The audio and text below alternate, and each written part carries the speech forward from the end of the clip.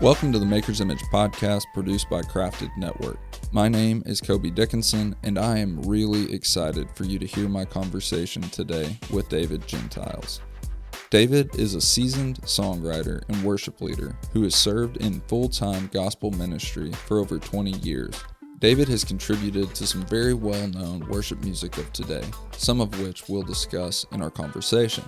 He'll share what his songwriting process typically looks like, as well as what some of his most notable collaboration projects have been.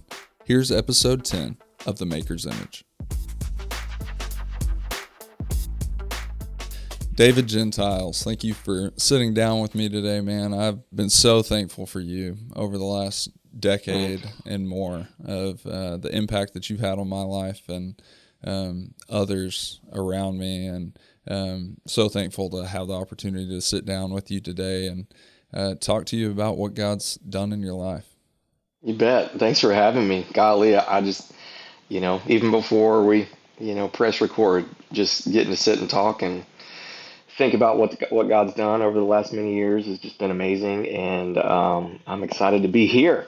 Yeah, well, this is special to get to kind of go down memory lane together a little bit, and catch up was a fun time. You've been in ministry for over 20 years now. How many years has it been?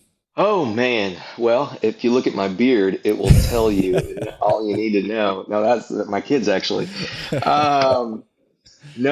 So while just part of my story and my journey is that my mom and my dad like you have been in ministry, Yeah. so I guess technically I've been in ministry since I was a day old. Sure. But Yeah.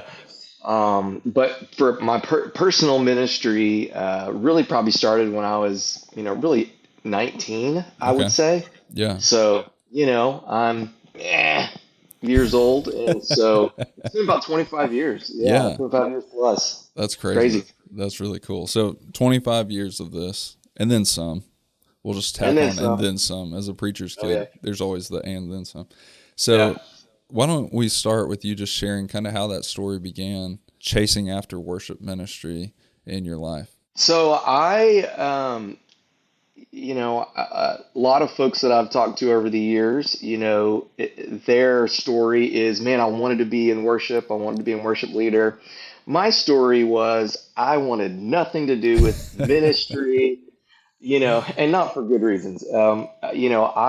I sort of ran as far away as I could, as fast as I could from Mm. ministry and the call. And as I look back, the call was on me. I mean, I Yeah. can see it plain as day now, but I wanted to play baseball, and I wanted to be an attorney. Mm-hmm. And my wife would say, it makes total sense. He's really good at arguing.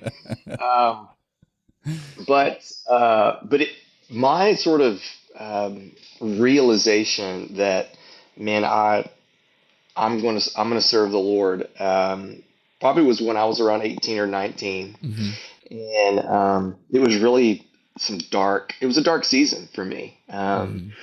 And I was in the midst of sort of failing out of a couple of colleges, and I was aimless. I really struggled with a lot of depression and addiction. And in the midst of that time, God sent a couple of folks my way. And literally, I remember one pastor told me, David, I guess because God told him he needed to speak straight to me, Mm-hmm. And he said, David, if you just don't surrender to the Lord and surrender your life to Him in ministry, like serving God, like you're going to be miserable. Wow. And I was like, "Bah!" I mean, that just lost me. It was crazy. It was very much like a conversion experience, Yeah. for Yeah. me. I got saved when I was a kid, and so surrendering to vocational ministry was very emotional for Yeah. me because it was sort of the break Mm-hmm. uh, that God had for me. Okay, God, I'm giving you my life, and I Yeah. don't know what that means. Um, but I'd always done music. Of course, my dad was in ministry. He was a music minister. Mm-hmm. So I grew up singing whether I wanted to or not. Yeah. And so music had always been a huge part of my life. And so at that time when that happened, I surrendered to that call. I'd been to a youth camp. Of course, I was out of high school at the time. And so I just went like as a sponsor. Mm-hmm. And I remember back in the early days, Tomlin was leading worship Yeah. for a camp up here at Mount Lebanon, Texas, Mm-hmm. encampment, Baptist encampment. And, and I remember specifically, I went to the restroom in the middle of service. And as I came back out into the gym, I remember walking back to my seat, turning and looking to the stage. Mm. Chris and the band were there. And plain as day, I was like, that's what I'm going to do. Wow. It was just as clear as day. And so I went back home. My dad had a guitar, and so I started just playing guitar and looking up chords. And I mean, it was Tomlin, Joel Ingle, Caedmon's Call, Yeah. Billy Foote, Metro Worship. Mm-hmm. Way back in the day. I mean, I just literally started consuming worship songs as Yeah. much as I could, and learning to play the guitar, and eventually, within a year or so, the youth pastor at the time gave me a chance to lead worship, and it was really bad. Um, but uh, but that's really that was probably 19 or 20 at that point, and then kind of probably the big trajectory moment for me was like I said, I failed out of two or three colleges Yeah.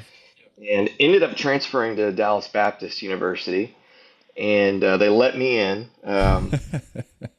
And I had, started a music degree, Mm-hmm. and while my first year there, I remember praying, God, I really want to lead worship, and so a church called me, First Baptist Euless at the time, and said, "Hey, we'd love for you to lead worship for our college ministry." And I was like, "No, you don't." Yeah. I mean, they had like a band, and they were running like all these students like from DBU and all over the place. I mean, it was a big ministry. Yeah. Yeah. And I had never done anything like. I mean, it was the big time, Sure. Yeah. for me. And they said, "No, we feel like God's called you to us." And I was Yeah. like, "Okay." Wow. So I did. That was the first time I'd ever led a band. Was like live in front of all Yeah. these Yeah. students, and I just had to start working it out on the Hmm. way and along the way, and that was really where God just said, "Phew, all right, you're going to lead worship, Yeah. and here are all these different scenarios, all these, I was at that church for 9 years, Yeah. um, and just so grateful, that God opened those doors Yeah. during that time. So you mentioned the pastor that told you, like, David, if you don't surrender, was there anybody else aside from him that really like looked at you and said, David, you're called to this? Was there a moment between seeing Chris Tomlin on stage and doing it and that somebody else kind of stepped in with you and kind of went alongside you and took you by the hand and Yeah. walked through that? Well, my parents were always supportive, and so they kind of let me work it out, especially in Mm-hmm. the early days of the running. Yeah. And then Dr. Holcomb, Yeah. Dr. Stephen Holcomb at Dallas Baptist University, he was the choral director there. He really became a mentor for me and for a Yeah. lot of us during that time, and just believed in me, gave me leadership opportunities in the music department there at DBU. That was my life. I mean, I was, I was at DBU, and then I was at First Baptist Euless. And so Dr. Holcomb played a huge role in my life, still does today.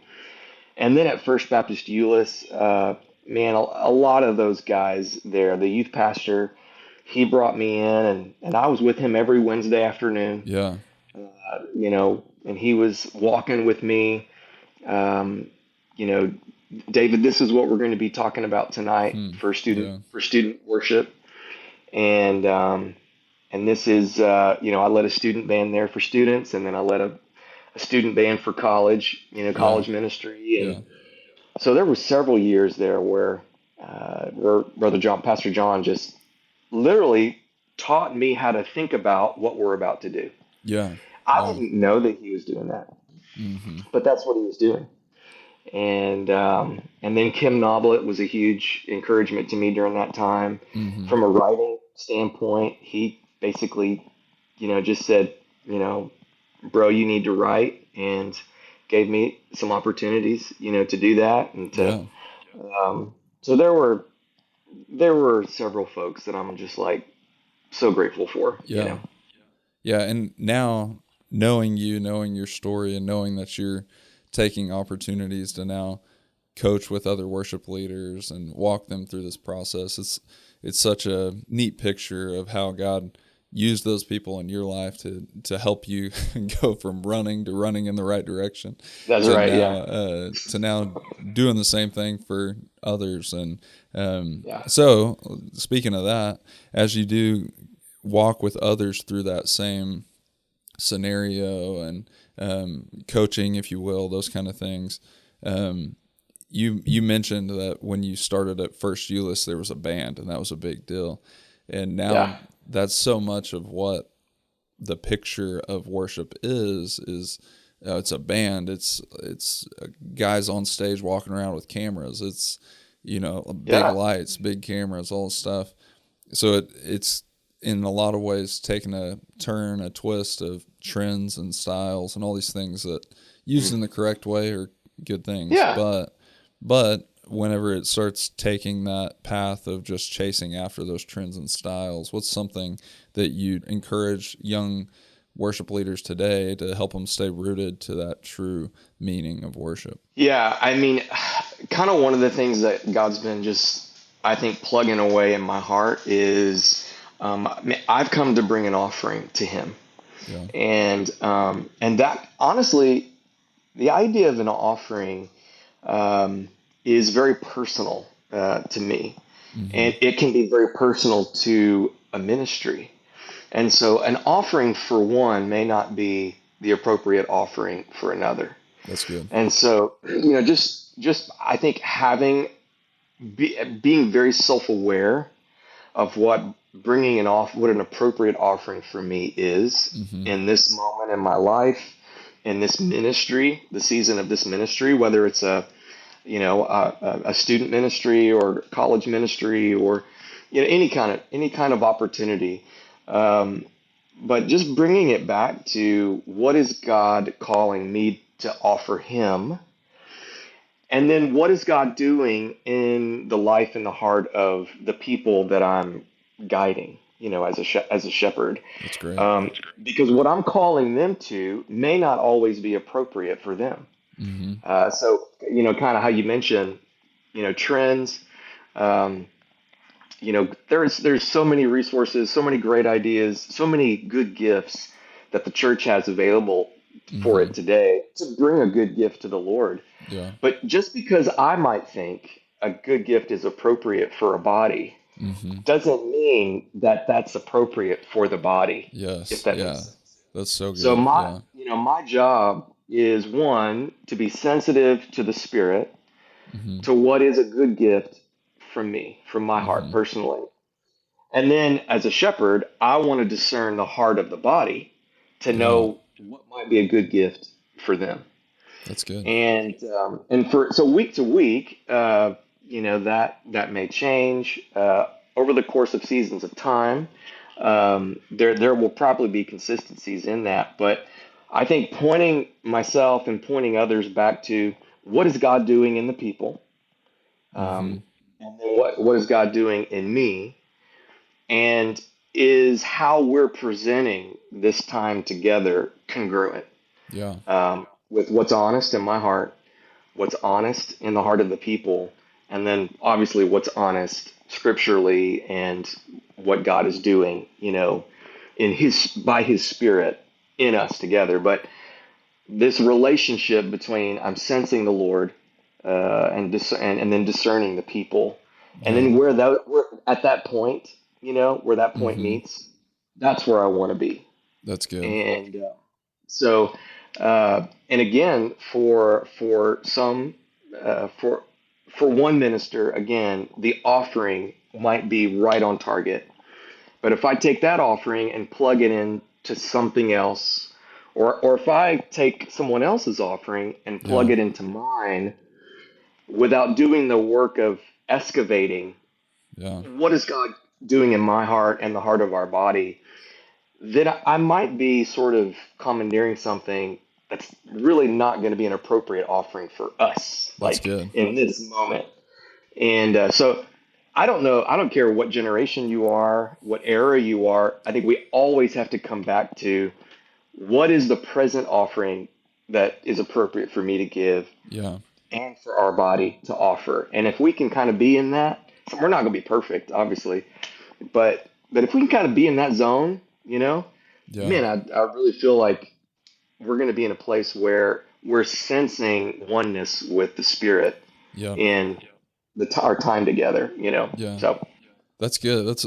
I love the thought of the offering. You read scripture and you see that different people are bringing different animals. They're bringing their best, their best, their best. yeah. And it was different for everybody. I love the thought of the fact that my offering is going to look different than your offering, and to say like, oh, this worked really good from this place, and to plug it in, it's more than likely not going to work because it may not be for your Mm, people. Like you're saying, I love that thought. That's a great yeah. picture and a great explanation for why we see ideas fall on their face from time to time in the church, just because we saw a really cool video of somebody else doing it. And the crazy thing is, the way God works it blows my mind. It's like some things that are an offering for one become an offering for the world. Mm-hmm. A lot of times that's why you have certain songs that, like, for some reason, the Big C church is singing, Yeah. or these techniques the Big C churches, so there are these things that like work for everyone. And could that be that is an appropriate offering Mm-hmm. for the Big C church? Right. Possibly. It's okay to try, Yeah. but to force things Yeah. into our liturgies and our just because we like them or because Sure. they're appropriate for others, a lot of Yeah. times can be a hindrance. That's good. So That's a great word, David. Thank you for sharing that. Well, let's take a quick break, and then we'll pick up with another part of your story that I'm really excited about, the songwriting aspect that God has used you in such mighty ways in your life. Do you or your organization need new merchandise or promotional items? Then check out Crowder Concepts. Crowder Concepts is a promotional product distributor selling items like mugs, pins, and t-shirts. These memorable items provide advertisers a better cost per impression than almost every major marketing effort, such as TV, magazines, or the internet. Celebrating 20 years of business, Crowder Concepts' mission is to help you create long-lasting relationships with your clients through the power of promotional products. And it is able to supply you with every possible promotional product from over 3,000 suppliers. Crowder Concepts is a proud sponsor of Crafted Network. Use the keyword crafted when placing your first order for a one-time 10% discount. To learn more, visit crowderconcepts.com. Okay, David. So before we jump back into your story and what God's doing in your life, we're going to play a quick rapid fire game. So everybody nice. that's on the show gets forced to sit in this hot seat and play the rapid fire games. Okay. And Love it. and fittingly, today your game is called Hot Seat.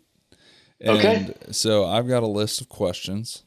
If you get through all of them, I'll be really impressed. But Okay. you're supposed Okay. to answer as many questions as you can in 1 minute. Okay? Oh, okay. Wow. All right. So you have 1 minute. Well, please So take in consideration my ADHD. So if I get sure. stuck.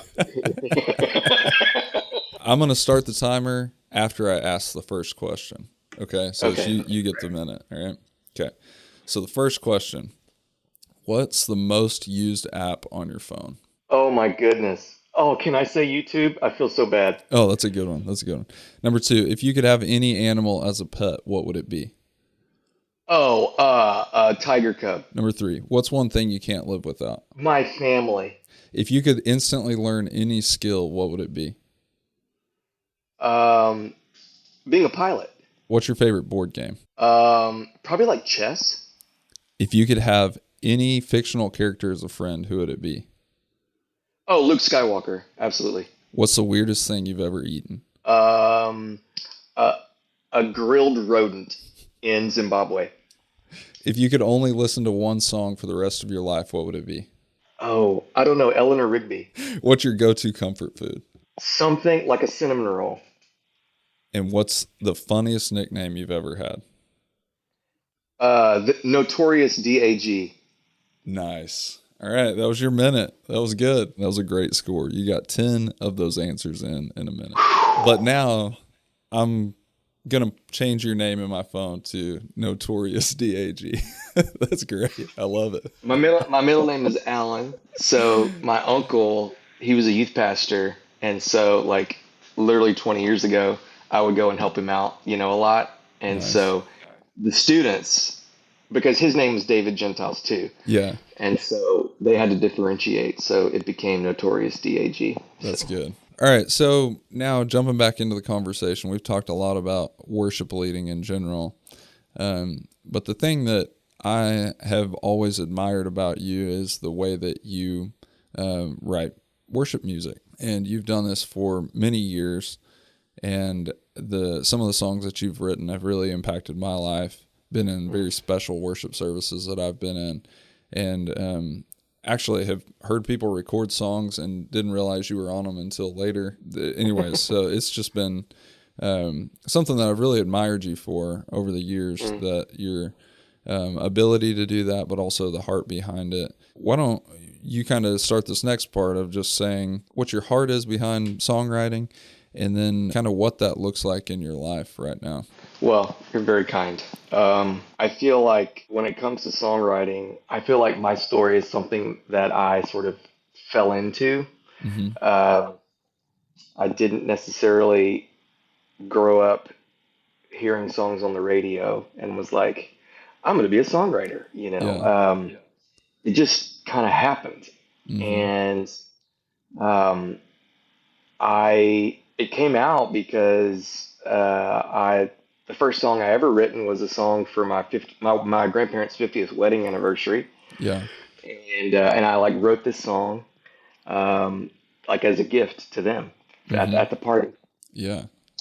and my uncle, who was a youth pastor, and he had known a lot of worship leaders and kind of songwriters and things. He was like, you need to do this. You need to write more songs. And I was Yeah. like, I don't know. And so songwriting for me, um, I think, but songwriting has mostly been for me, I don't know, like something that I just felt like I have to do. And it's always been a desire to put something in the heart of the church, Mm-hmm. put a melody and a lyric on the lips of the bride, um, That's good. that could be an offering for the Lord, talking about the offering language. Mm-hmm. And I remember the first time, like, I wrote a song, it was in college, and it was in our college ministry at the time, and they sang it. And I I remember the feeling of, is this really happening? Is Yeah. like an idea that I had in my dorm, it's now being, expressed by this band, Mm-hmm. and my friends were singing this song together, and I don't know, I just got hooked by that. Yeah.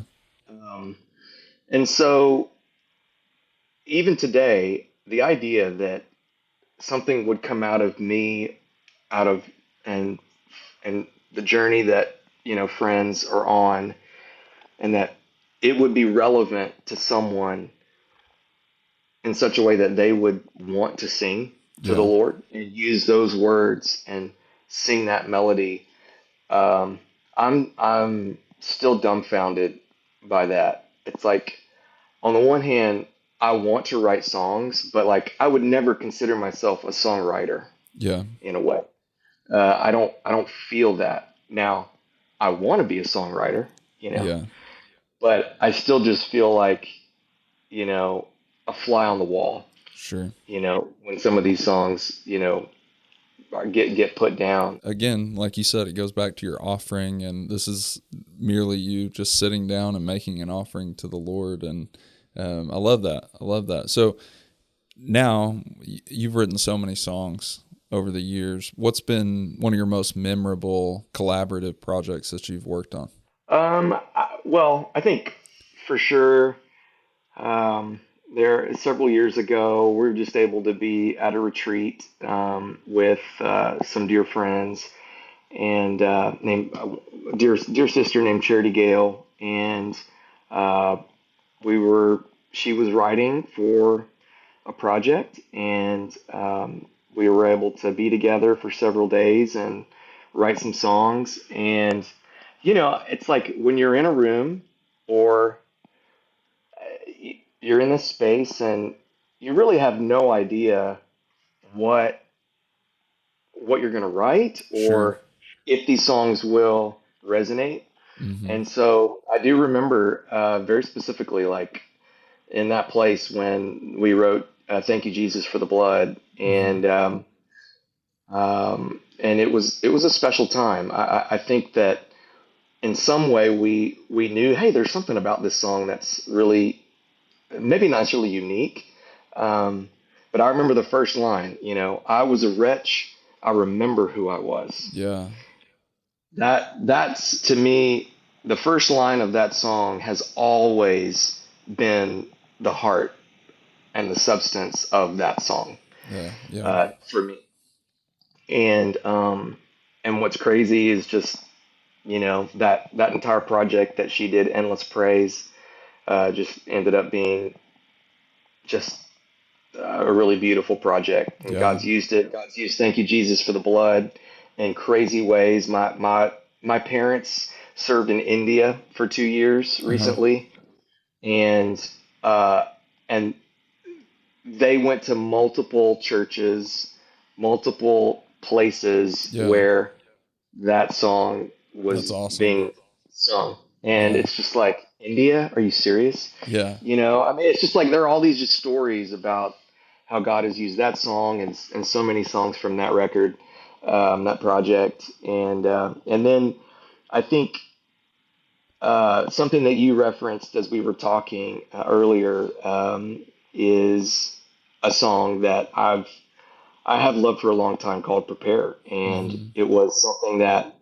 was just by myself, and but it came out of an experience where I was leading worship and I didn't have the right heart, Mm. and and the pastor that was preaching that night kind of called us out. Yeah. So that song came out of like Wow. a disciplinary action, Yeah. like Yeah. we weren't taking what we were doing seriously. This was a long Mm-hmm. time ago, Sure. of Yeah. course, Yeah. not Yeah. anything recent. Yeah. Right. Yeah. I Sure. take worship seriously. Um, but but he did. He called us out, and I was just like struck, like, oh man, it was so hard. Yeah. And I remember coming out of that going, Lord, I want to prepare myself Mm-hmm. for you before I even get into meeting with you. Yeah. I don't want to meet with you and not be prepared for that, Yeah. you know? Yeah. It's so And good. so that was 15, 20 years ago. And, that song still speaks to me today. Yeah. One of the lines in that song, "Prepare," you've written, "Calm our hearts and draw us near." And I've entered a worship setting so many times and not realized where, my mind is somewhere else. My heart's pacing Yeah, for, it's whether it's anxious about what I'm going to do after church, or what, yeah, working in the church, thinking about, oh, I hope that screen goes to the right slide at the right time, or I hope that totally. cue happens at the right time, all those things. And man, that line has been a very special line to me, and I'm so thankful for that. And one of the newer songs, "You Are Glorious," Yeah. and really excited about that. I love the recording with Gather House, and I guess Charity Gale recorded that one as well. Isn't that right? Yeah, she did. In the Yeah. newest. Yeah. Yeah, that's a Yeah. great track as well. So Mhm. when you go to write, whether you're with someone or doing it alone, what does that process typically look like for you? Well, it's very different. So from a personal standpoint, like writing by myself solo, that's actually a real struggle for me. Hmm. I think a lot of it has to do with I my life looks different every day. Hmm. It drives my wife up the wall. I mean, so I don't typically have like a set schedule, and Hmm. so I have to really work hard to write personally by myself. So that usually looks like I've got my phone with me all the Yeah. time. If I have an idea, I literally just stop what I'm doing. I go walk in the closet or walk outside, Yeah. and I record the idea. And if I do have 5 minutes, I'll go open up a quick Google Doc and just boom, boom, boom, boom, boom, boom. I Yeah. write down as much as I can. If I don't have time to expand on that idea, then at least I've recorded, a Hmm. couple of phrases. I've got the voice memo, and I can come back to that, That's or I good. can bring it. I can bring it to a co-write. Um, so usually for personal writing, way more of a discipline for Hmm. me. I have to work really hard at saying I'm gonna write, and I've tried to more recently. One of my good friends, she actually asked me. It was very challenging, and she said, "David, do you write songs devotionally?" And I said, honestly, like I don't as much. Hmm. I probably should. And by writing devotionally, I mean, do you write songs like for uh, like God is the audience, and no matter what happens, like this moment is Yeah. for Him. Hmm. And typically, instinctively, I've not really done that. It's mostly been like, hey, I'm writing for people, I'm writing for the church, I'm writing for this person or that person. And so over the years, the idea of writing by myself and writing devotionally, I've really had to work at that as a Hmm. personal discipline. And so, like for me right now, I have a goal of uh, it's kind of a personal project of there are like the 8 core emotions Hmm. that humans experience, whether that's gladness, sadness, anger, hurt, those kinds of things. Hmm. And so a personal project for me right now to help discipline in my personal writing is I want to write a song for each of those 8 emotions. Yeah. And that's going to like hopefully keep me focused Yeah. on a vision. That's really neat. And so it'll be neat if it gets done. Yeah. So that'll be yeah. When I'm co-writing, there are kind of two basic ways that I've kind of approached that. When writing with charity and things of that nature, a lot of us will come in and we come in with like burnings in our heart. Hmm.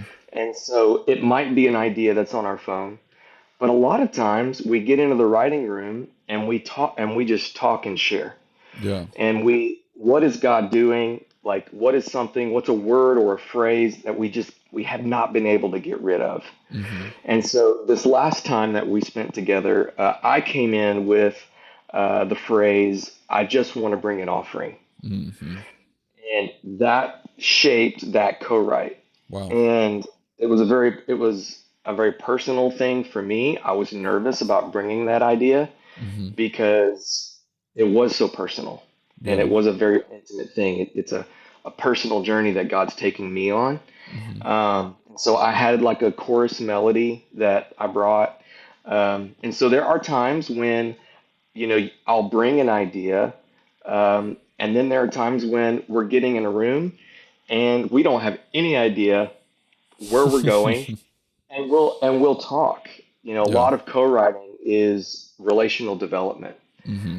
And so we're sharing what God's doing. And then again, it's kind of that thing of just having your ears open to the Spirit.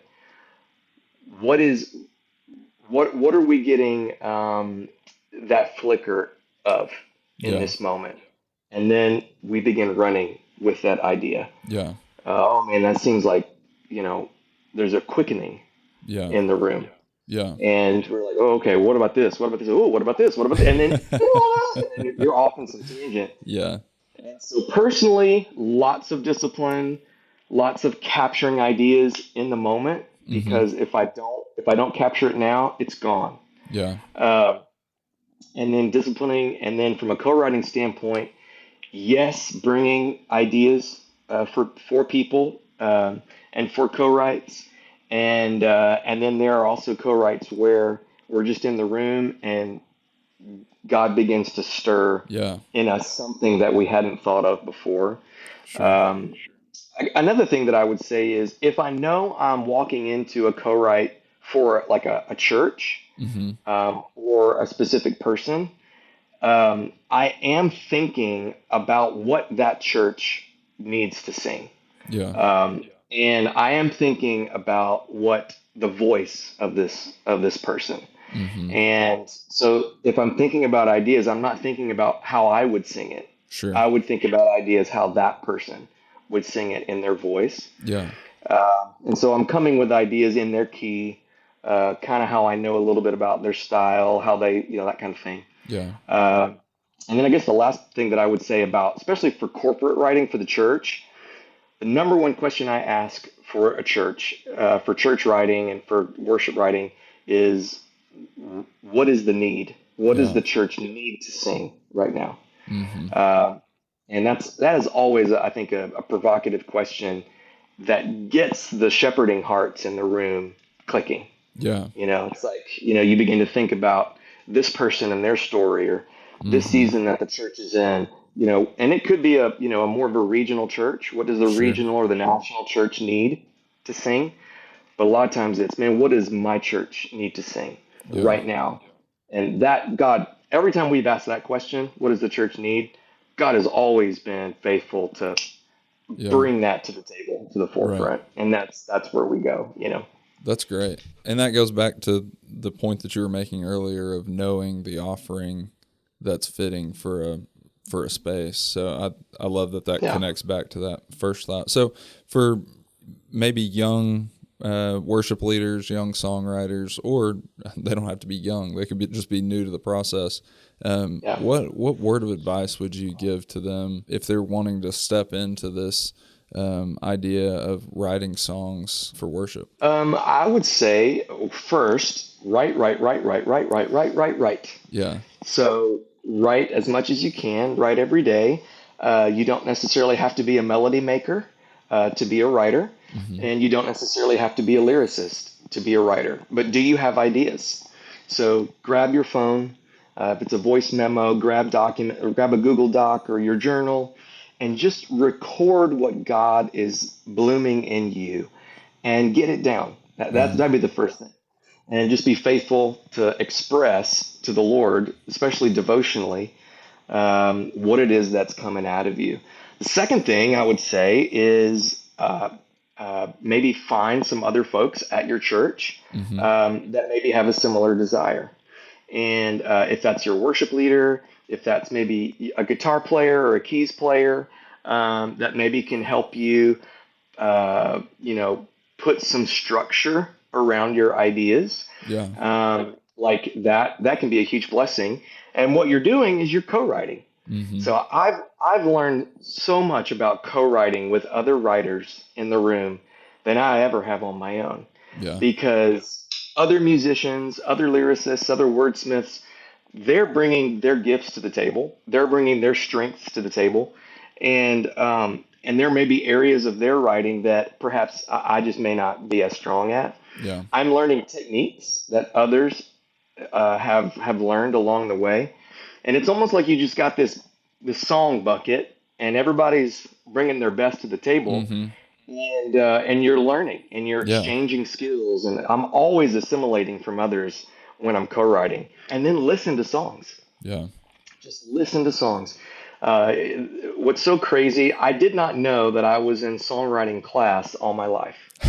Uh, I just didn't know. I didn't know. I mean, My dad would listen to the radio when we were Yeah, in the car, and he loved the oldies, you know. So I sure. mean, we were listening to Simon and Garfunkel and like all these folk guys, Jim Croce, and then all the pop songs for all those times, and you instinctively learn song structure. Sure. You learn what a chorus needs to feel like. You learn what a hook, like a good hook, feels like. Yeah. You learn how the pacing and the rhythm of a lyric sits well, in the listening ear. I learned to love classical music, and so the form of classical music informs pop music, basically, which is what modern worship music, pop Okay. format. Hmm. And so uh, just listen, listen, listen, listen, listen. And over time, you'll sort of assimilate this palette for melody and lyric and feel and groove and all this kind of stuff that becomes something that the church feels comfortable singing. Yeah. And if you can grab a hold of, man, this is comfortable for my church, you'll have a pretty good leg up on what will work, you Yeah. know? That's good. And sometimes a lot of things, most things you write, just they don't work Yeah. for one reason or another. You can't be discouraged by that. Yeah. You just got to keep writing and seeing what works. And there are a lot of great songs that in this moment in time just aren't what God had, Yeah. and that's That's okay. good. But every song can be an offering to Him. It's Hmm. never wasted. Yeah. It's never wasted. Whether anyone else besides you sings it or presents it, it's always an offering. It's never wasted. That's good. That's great advice, David. Thank you for sharing that. And so much there. There's so much good advice there from all across the board. So thank you for sharing that. For Yeah. people that hear this and want to see some of your work, hear some of your work, how do they go about doing that? Where can they find some of your work? But you can go to Gather House Hmm. Worship and Gather House Music, and there's some recent stuff there that I've done as a part of that cohort. And then a lot of charity stuff I'm involved with her. And I mean, I'm on Instagram. You can check me out there. I'm happy to hang and talk. If folks want to reach out, man, I'm happy to to hang and chat. Well, that's good. That's good. And I'll put all that in the show notes so that people can see that and hear some of those new songs. The work that you have done with Charity Gale is just really cool. And thank you for your time today. And thank you for the Oh man. advice, and the thought of the offering is such a great thought. So thanks for sharing that today. Of course, man. Thank you so much for time and loved hanging out and loved just chatting about worship and songwriting and what God's doing in His church because He is working. And I think it's just our job to be good listeners and to have our eyes and our ears out to see and to sense, what He's doing. Thanks for listening to the show today. I hope you leave this episode feeling encouraged and inspired. If you haven't already, be sure to subscribe to the show now and turn on notifications so you don't miss new episodes. To find our other resources or to learn more about Crafted Network, visit craftednetwork.org.